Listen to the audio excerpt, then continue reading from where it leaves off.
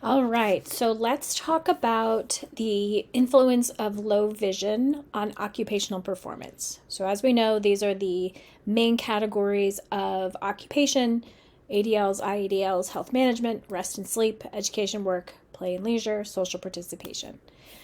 So, when we think about low vision, in this particular chapter, it breaks it down into age related macular degeneration, cataracts, and glaucoma.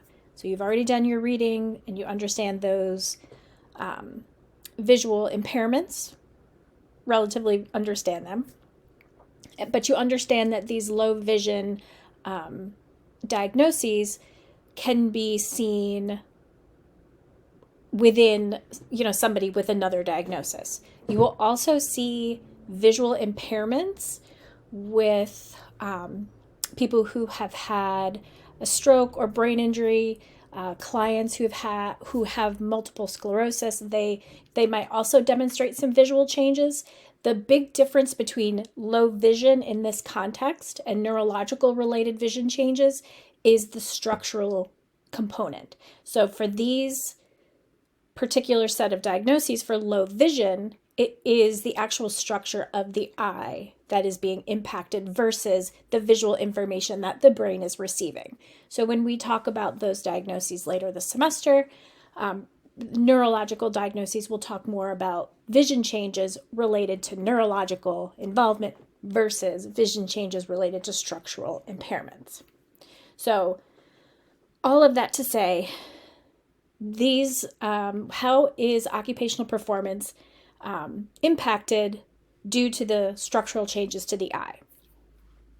So if we think about activities of daily living, if there is clouding of the eye, loss of visual field space, how does that impact ADLs? How does that impact being able to choose an outfit for the day or safely navigating your environment?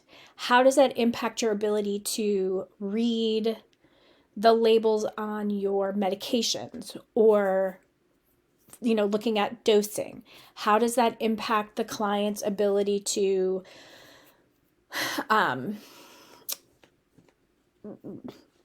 maybe set an alarm clock if we're thinking about rest and sleep preparation? What does that look like for somebody who's having the juvenile version of macular degeneration, where they are in school, maybe in high school or in college?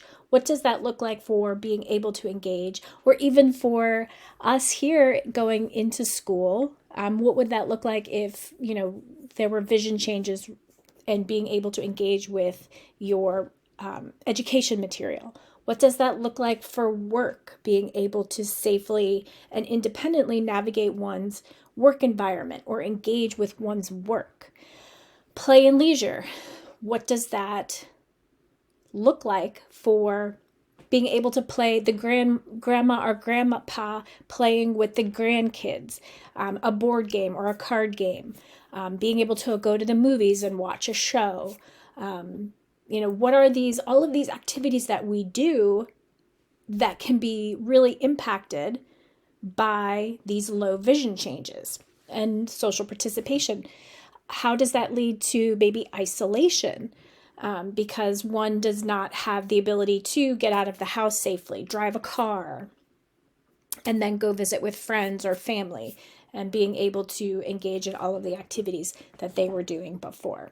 So really think about these low vision changes and then put that into the context, because now low vision you will probably see as an occupational therapist. You might see somebody with low vision and you're giving recommendations, adaptations, modifications for their environment and for activity and for occupation.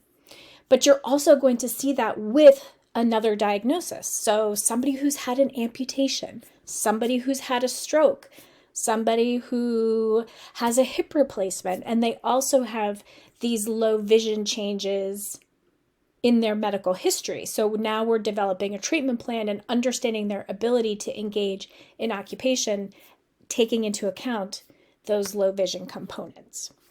And last but not least, whenever you are working with a client the first time you ever meet them, and it doesn't matter if the nurse has been in to see them, the OTR has been in to see them, the doctor's been in to see them, you always ask about vision because it might have been forgotten. You always ask if they have their eyeglasses or if they wear eyeglasses.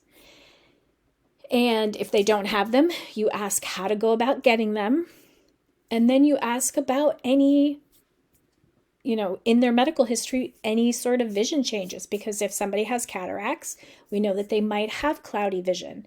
And our interventions are definitely going to be impacted by that cloudy vision. If they have macular degeneration, we know that they will have a smaller visual field. So we want to make sure that that we're accommodating for that with our intervention plan.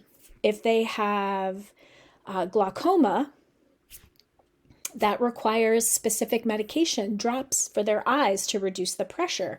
So we want to make sure that they've got their medication, that they're receiving that daily. So there's a lot of things that we need to take into account when it comes to low vision, and then that first time that we see the client, and then all of the consecutive sessions with them. So I hope that helps. And if you have any questions, don't hesitate to reach out.